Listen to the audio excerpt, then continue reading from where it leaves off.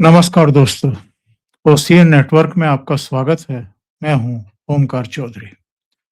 पूर्व सेना प्रमुख एम नरवणे की 4 स्टार ऑफ डेस्टिनी पुस्तक कैसे लीक हुई, कैसे सोशल मीडिया साइट्स पर उसकी पीडीएफ वर्जन पहुंची और मुकम्मल पुस्तक राहुल गांधी के हाथ में कैसे पहुंची, इसको लेकर के अब केंद्र सख्त रवैया अपनाते हुए दिखाई दे रहा है। दिल्ली पुलिस ने एफआईआर दर्ज कर ली है और अब स्पेशल सेल जो है इस पूरे प्रकरण की जांच करने जा रहा है। कैसे राहुल गांधी के हाथ में ये पुस्तक आई, कैसे पब्लिशर ने इसको पब्लिकेशन से बाहर जाने दिया, क्योंकि अभी तक भी डिफेंस मिनिस्ट्री ने इसको परमिशन नहीं दी है। फिर राहुल गांधी इस पुस्तक की प्रति लेकर के पार्लियामेंट में कैसे पहुंच गए? ये बड़े सवाल हैं और इन सवालों का जवाब इसलिए भी अब केंद्र सरकार तलाश करना चाहती है क्योंकि राहुल गांधी ने रक्षा मंत्री राजनाथ सिंह को झूठा बताया है। उनका कहना है कि राजनाथ सिंह ने संसद में कहा कि अभी तक इस पुस्तक के प्रकाशन की अनुमति नहीं दी गई है। अगर नहीं दी गई है तो राहुल गांधी का कहना है कि फिर ये पुस्तक उनके हाथ में कैसे आ गई। उनका दावा है कि न केवल पुस्तक प्रकाशित कर दी गई है, जारी कर दी गई है, बल्कि सोशल मीडिया साइट्स पर, यानी जो ई कॉमर्स साइट्स हैं, वहां पर ये बिक्री के लिए उपलब्ध भी है। हालांकि पुलिस का कहना यह है कि वहां कुछ साइट्स पर केवल इसका कवर डाला गया है, किताब अभी नहीं डाली गई है। लेकिन सबसे बड़ा सवाल तो ये है कि राहुल गांधी के पास इस पुस्तक की प्रति कहां से आई। इस पुस्तक पर राहुल गांधी ने ऐसे समय संसद को बाधित किया, संसद में बवाल किया, जब राष्ट्रपति के अभिभाषण पर चर्चा हो रही थी और नेता प्रतिपक्ष होने के नाते उनको बोलने की अनुमति दी गई थी। उन्होंने 30-35 मिनट दूसरे मुद्दों पर बात रखी, उसके बाद सीधे इस पुस्तक पर आ गए और उन्होंने दावा करना शुरू किया कि एम नरवणे ने इस पुस्तक में जो टॉप लीडरशिप है देश की, यानी प्रधानमंत्री और रक्षा मंत्री, उसके ऊपर बड़े सवाल खड़े किए हैं जब चीन में दोनों देशों की सेनाएं आमने सामने खड़ी थी। राहुल गांधी ने बार बार ये कहा कि कैलाश रेंज की तरफ उनके 4 टैंक लगातार चलते हुए आ रहे थे और तब नरवणे ने डिफेंस मिनिस्टर को फोन किया। डिफेंस मिनिस्टर ने भारत के प्रधानमंत्री को फोन किया और 2 बार फोन करने के बाद मोदी जी ने जो है उनको जवाब दिया। संसद के भीतर स्पीकर ने राहुल गांधी को यह बोलने की परमिशन नहीं दी कि प्रधानमंत्री ने क्या जवाब दिया या क्या दिशा निर्देश दिए, लेकिन बाहर, संसद से बाहर आकर के कैमरों पर उन्होंने वो सारे अंश पढ़ करके सुना दिए और प्रधानमंत्री नरेंद्र मोदी के ऊपर एक सवाल खड़ा किया कि कहां चली गई उनकी 56 इंच की छाती, उनका सीना कहां चला गया। वो बार बार प्रधानमंत्री नरेंद्र मोदी को डरपोक और कायर साबित करने पर उतारू हैं। 4-5 दिन तक लगातार पार्लियामेंट को नहीं चलने दिया गया और तब जब स्पीकर आगे बढ़ाने की कोशिश कर रहे थे, भारतीय जनता पार्टी के और कुछ दूसरे दलों के सांसदों को आमंत्रित कर रहे थे बोलने के लिए, तब तो बिल्कुल ही पार्लियामेंट को नहीं चलने दिया गया। 9वें दिन जाकर के विपक्ष ने कहा कि अब वो पार्लियामेंट चलने देंगे। राहुल गांधी उधर से जो संसदीय कार्य मंत्री थे वो पहुंचे, दूसरे लोग पहुंचे और 3-4 शर्तें रखने की कोशिश की। कांग्रेस ने कुछ सवाल पूछने शुरू किए तो सरकार ने उसका जवाब दे दिया। अब स्थिति ये है कि चूंकि वो राहुल गांधी राजनाथ सिंह को झूठा साबित करने की कोशिश कर रहे थे कि राजनाथ सिंह ने सदन में कहा कि पुस्तक को परमिशन नहीं दी गई है प्रकाशन की, लेकिन हमारे पास प्रति है, इसलिए डिफेंस मिनिस्टर झूठ बोल रहे हैं। तो सरकार अब सख्ती पर उतर आई है। ये जो पुस्तक है ये पेंगुइन से प्रकाशित हुई है, penguin random house India private limited से, और ई कॉमर्स प्लेटफॉर्म पर इसका कवर है। अभी तक ये वहां दी नहीं गई है, इसकी बिक्री शुरू नहीं हुई है।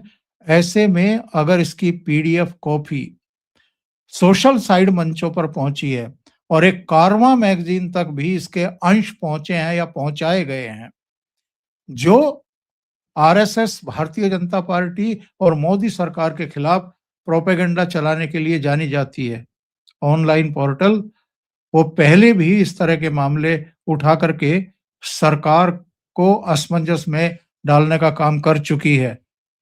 संसद सत्र से ठीक पहले अगर कारवां मैगजीन में एमएम नरवणे की पुस्तक के कुछ अंश कह करके प्रकाशित किए जाते हैं तो ये कैसे डिजाइन किया गया, कौन कौन इसके पीछे हैं, ये समझना इतना भी मुश्किल नहीं है। पर चूंकि अब दिल्ली पुलिस ने एफआईआर दर्ज कर ली है तो इसकी स्पेशल सेल अब उन सब तक जाएगी जिनके हाथों में ये किताब देखी गई है, यानी राहुल गांधी के पास तक भी स्पेशल सेल की जांच पहुंचेगी और उनसे पूछेगी कि ये किताब कहां से आई है। जिनके यहां से किताब आई है फिर उनकी गर्दन तक भी जांच का हाथ पहुंचेगा। और बहुतों का कहना है कि अब पूर्व सेना प्रमुख एमएम नरवणे तक भी ये जांच जा सकती है। जिस समय ये सूचना आई कि दिल्ली पुलिस ने एफआईआर दर्ज कर ली है, मैं 8:30 बजे का ओसीएन नेटवर्क पर अपना नियमित लाइव कर रहा था। मेरे साथ बाबा रामदास और वीरेंद्र नाथ भट्ट जुड़े हुए थे और उस समय जो हमारी इस किताब को लेकर के चर्चा हुई और जो दिल्ली पुलिस ने एफआईआर दर्ज की है उसको लेकर के चर्चा हुई, वो मैं आपको सुनवा देता हूं। सही बात है, लेकिन मैं एक ब्रेकिंग न्यूज अपने दर्शकों को और आपको देने जा रहा हूं और उस पर एफआईआर दर्ज हो चुकी है। दिल्ली पुलिस ने जांच शुरू कर दी है और ये मसला है पुस्तक लीक कैसे हुई, एफआईआर दर्ज हो गई है। That's good. That's a great story. और इसमें अब जांच होगी इसकी कि पब्लिशर ने ये कैसे लीक की है और ये अब पब्लिशर इसके लपेटे में आएगा, राहुल गांधी लपेटे में आएंगे। राहुल गांधी से पूछताछ होगी, उनसे पूछा जाएगा आपको ये किताब कहाँ से मिली थी, किसने आपको उपलब्ध कराई है, और इसमें अब शिकंजा कसने की तैयारी केंद्र सरकार ने कर ली है, ऐसा लगता है। जी बाबा जी, पहली टिप्पणी आपकी, फिर भट्ट साहब के पास। सर मैं एक बात बताऊं, कोई भी पुस्तक आईएसबीएन नंबर के बगैर नहीं छापी जा सकती थी। मेरी पुस्तक जब मैं छपवा रहा था तो मेरे पब्लिशर ने बताया कि सबसे पहले आईएसबीएन नंबर लेना होगा और आपको उसमें एक अंडरटेकिंग देनी पड़ती है, और कुछ विशेष मामलों में जब तक गवर्नमेंट ऑफ इंडिया की क्लियरेंस नहीं मिलती है तब तक आपको आईएसबीएन इशू ही नहीं हो सकता, और आईएसबीएन लिए बिना आप पब्लिश कर ही नहीं सकते। तो सबसे पहली बात, जो वो किताब लहरा रहे थे राहुल जी, कह रहे थे कि आप कह रहे हो किताब है ही नहीं, ये रही किताब, मैं तो गिफ्ट कर दूंगा। सर वो अपना वारंट लेके घूम रहे थे। और मैं तो कहता हूं कि भारत सरकार इतनी ढिलाई कर क्यों रही है? उस पब्लिशर की हिम्मत कैसे हुई कि जो अनपब्लिश्ड बुक है उसकी हार्ड कॉपी मार्केट में आई कैसे? सर एक और मिनट, इसका मतलब किताब छपी तब आई ना, उससे पहले कारवां को दी गई उसकी कॉपी या उसकी जानकारी। कारवां भी लपेटे में आएगा, कारवां भी लपेटे में आएगा इसके। सर पहले तो जनरल साहब आएंगे लपेटे में, सबसे पहले जनरल साहब लपेटे में आने चाहिए कि आपकी किताब बिना आईएसबीएन नंबर के या बिना क्लियरेंस के कैसे पब्लिश हुई। ऑफिशियल सीक्रेट एक्ट में ये सब लोग नपने चाहिए। भाई इसी सरकार ने, यूपीए सरकार ने सलमान रुश्दी की किताब को बैन कर दिया था और खुद निशिकांत दुबे ने इतनी किताबों का हवाला दिया है,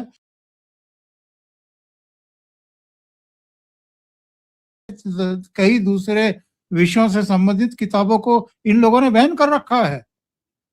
जी भट्ट साहब।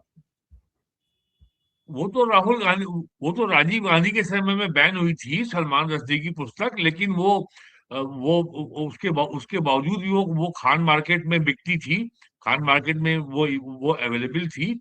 और बैन होने के बाद तो वो उसका सारा स्टॉक भी क्लियर हो गया था।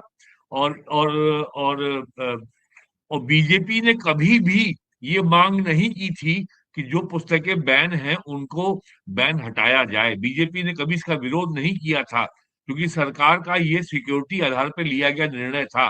क्योंकि ये बीजेपी का हमेशा का स्टैंड रहा है कि जो राष्ट्र की सुरक्षा है, जो राष्ट्र हित है, वो सर्वोपरि है, और जो हमारा राजनीतिक हित है वो उसके बाद में आता है।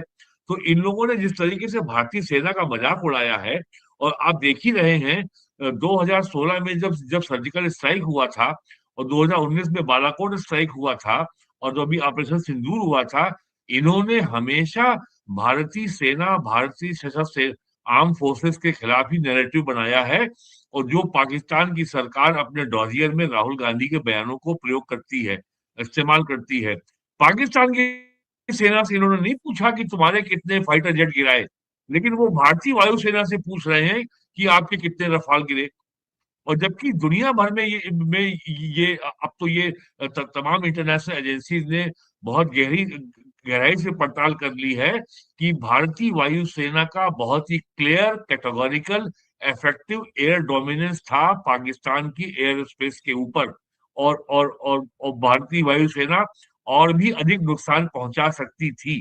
तो ये तो और हमको ये अपेक्षा थी, और ये समाज में ये राय बन रही थी, बहुत भावना थी कि मोदी जी अब सदाशयता का समय गया, now it's time to act, and we are glad कि government had decided to act, क्योंकि इनका तमाशा अब यहाँ रुकने वाला नहीं था। तो ये जो मैं अभी आपसे कह रहा था कि आज राहुल गांधी संसद में कुछ जो है थोड़ा सभ्य तरीके से बिहेव कर रहे थे, आज आक्रामक आज वो नहीं थे, तो शायद उनको ये भनक मिल गई होगी कि एफआईआर होने जा रही है।